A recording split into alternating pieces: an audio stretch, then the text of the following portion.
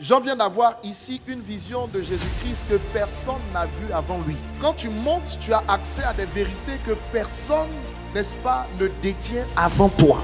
Il a vu Jésus sous la forme d'un agneau, mais qui était immolé, qui avait poussé 7 cornes et qui avait 7 yeux. Et bien avant de voir cette vision, il a vu également un trône et 4 êtres vivants, et il a vu des vieillards. Jean est celui qui nous donne une révélation divine, très poussée en ce qui concerne Christ, Jésus, notre Seigneur.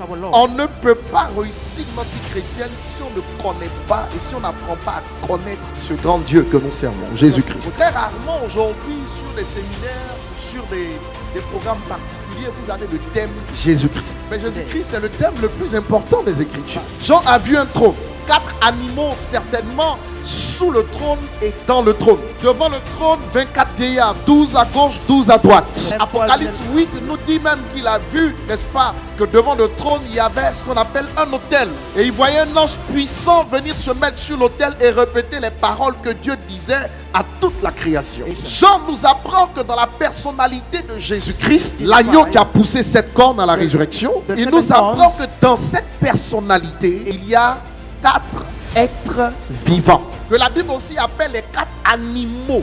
Ézéchiel 1, 2, 3 nous parle également de ces 4 animaux qui sont 4 faces, n'est-ce pas, de Dieu en Christ, calqués également sur les 4 évangiles, Matthieu, Marc, Luc et Jean. Et les 4 animaux donnent un visage à chaque aspect de la parole de Dieu, à chaque évangile. Matthieu nous présente le lion, Marc nous présente le serviteur, Luc nous présente l'humain, l'homme, et Jean nous présente l'aigle. Il nous parle des 4 facettes de Dieu en la personne de Jésus-Christ. Ça veut dire que dans la personnalité de Jésus-Christ, il y a différentes natures. Vous savez, vous ne pouvez pas être un homme spirituel et fonctionner avec une seule nature. Si vous le faites, vous allez échouer. Parce que notre Seigneur lui-même a plusieurs natures. Et donc dans sa personnalité, il a différentes formes, il a différentes natures. Dans ces différentes natures, vous avez celle du lion. Le lion, c'est l'autorité et la puissance. Et nous héritons de cette nature par Jésus-Christ. Autorité, royauté.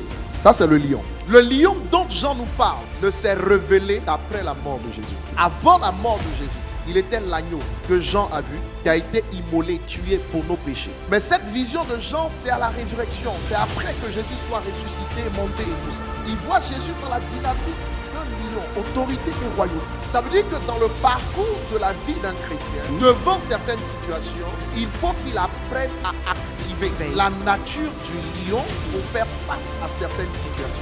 Il y a des situations qui peuvent se présenter à toi. Et parce que tu as Jésus, tu ignores que Jésus, c'est plusieurs natures. Donc tu peux faire face à une situation avec le nom de Jésus, par exemple, avec la nature de l'agneau. Alors qu'en réalité, ce qui s'oppose à toi vient pour te tuer. L'agneau, c'est le symbole de l'humilité, de la simplicité. Il est sans force et sa force, c'est son humilité. Mais c'est cet agneau qui a été mis sur la croix et tué parce qu'il était apparemment sans défense. Donc, il y a des situations dans ma vie où je peux travailler en revêtant le manteau de l'agneau, de l'humilité, dans certaines situations, dans certaines circonstances, parce que cela l'exige. Mais si je suis face à un combat ou à quelqu'un qui vient dans le but de me tuer et que j'ai Jésus et que je garde la forme de l'agneau, mais je peux être tué avec cette forme comme il a été lui-même tué avec cette forme. Ça veut dire quoi? Ça veut dire que conformément aux situations qui se présentent à moi, je dois révéler un aspect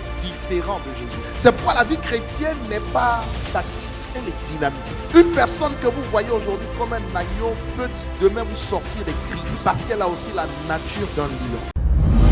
L'église Ambassade des Miracles organise son temps de jeûne et prière du 1er au 26 février 2023. 26 jours de jeûne et prière, 26 jours d'intimité dans la présence de Dieu, 26 jours pour asseoir la parole de Dieu dans ta vie avec des orateurs de taille. Apôtre Henri Bernard de la Côte d'Ivoire, apôtre Yaoudra du Togo, prophète héritier Grâce de la RDC, Bishop Ouattara Mohamed Idriss, pasteur hôte de la Côte d'Ivoire et un orateur surprise. Thème: délivrer de la force. Psaume 103 verset 4. 2024. Date du 1er au 26 février 2023. Rendez-vous du lundi au vendredi de 18h à 20h30. Dimanche de culte 7h 10h et 11h 14h. Lieu siège de l'église Ambassade des Miracles. Cocody 2 Plateau Carrefour Duncan, route du Zoo. 2023, année de la grande victoire. Infoline plus 225 07 59 200 200.